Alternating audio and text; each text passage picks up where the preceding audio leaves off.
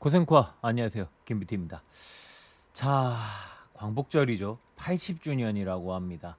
과거에 그날이 있었기에 지금의 우리가 있음을 잊지 않도록 합시다, 여러분. 다들 힘찬 하루 보내시길 바라면서 오늘도 코인 생존기 출발하겠습니다. 가자! 구독, 좋아요, 알림 설정 부탁드립니다. 오늘도 소중한 시간 내주신 구독자, 시청자 여러분들 항상 감사하고 사랑합니다.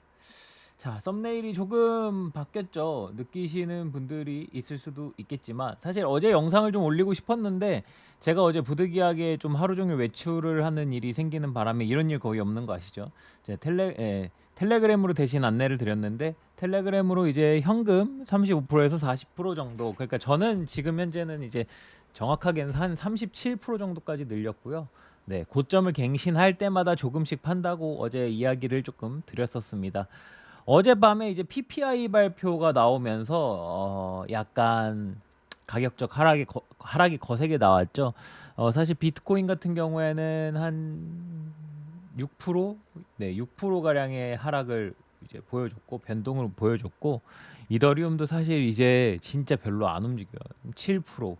대신에 같은 기간에 같은 시간 내에 솔라나 같은 경우는 11% 정도 변동폭을 보여주었네요. 확실히 이더리움이 강세긴 강세죠. 빠질 때도 잘 안 빠지고, 대부분 메이저 알트코인들 같은 경우에는 이제 고점 대비 한 10%가량 빠졌다라고 볼 수 있을 것 같고요. 대신에 반등을 좀 줬다. 네, 빠진 만큼 꼬리를 좀 달고 반등을 좀 줬다라고 이야기를 드릴 수 있을 것 같은데, 이제 로우캡 친구들, 이제 저시총 친구들 같은 경우에는 한 15% 정도? 네.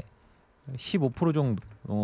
메이저는 한 10% 가량 조정을 준 것 같고, 로우캡 친구들 같은 경우에는 15% 이상 조정이 나온 것 같습니다. 대신에 이제 메이저 알트코인들 같은 경우에는 꼬리를 좀 주고 반등을 해 줬는데, 로우캡 친구들 같은 경우에는 조금 힘이 없어 보이는 게 사실이기는 합니다. 계속 같은 이야기해서 죄송하지만 로우캡 친구들 조금 조심해야 하고, 특히나 좀 오래된 묵은지 같은 친구들은 더욱 더 조심해야 되고요. 그나마 최근에 생긴 친구들은 뭐 항상 호재거리라는 게 뭐 만들기도 쉽고 하니까. 근데 이제 묵은지 같은 친구들은 그마저도 사실 다 써먹은 케이스가 좀 많기 때문에, 예, 자, 영상을 보시고 텔레그램이나 영상이나 따라오시는 분들은 제 생각에는 현금 요만큼은 보유해 놓으셨을 거라고 생각을 하고 있습니다. 그렇기에 어느 정도 이제 뭐 한 10% 15% 조정이 나오더라도 현금의 여유가 지금 이제 어느 정도 생겼으니까 약간은 느긋한 상황일 거라고 저는 생각을 하고 있고요.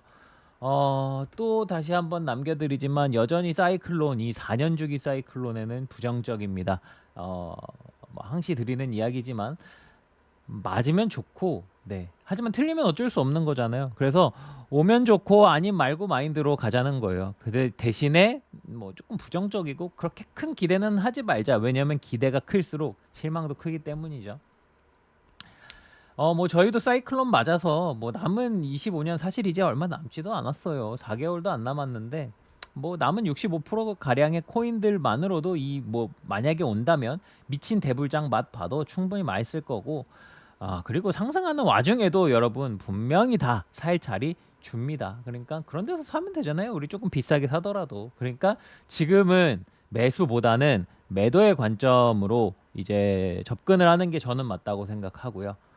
예. 그리고 이제 그렇게 하다 보면 남은 현금은 언제 재매수할까? 뭐 이런 생각이 드시잖아요.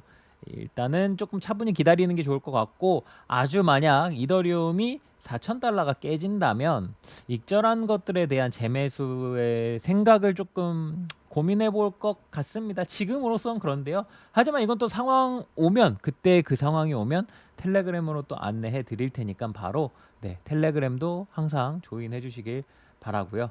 뭐 오늘 영상은 여기까지 하도록 하겠습니다. 모든 구독자 시청자 여러분이 페라리를 사러 가는 그날까지 코인 생존기는 계속됩니다.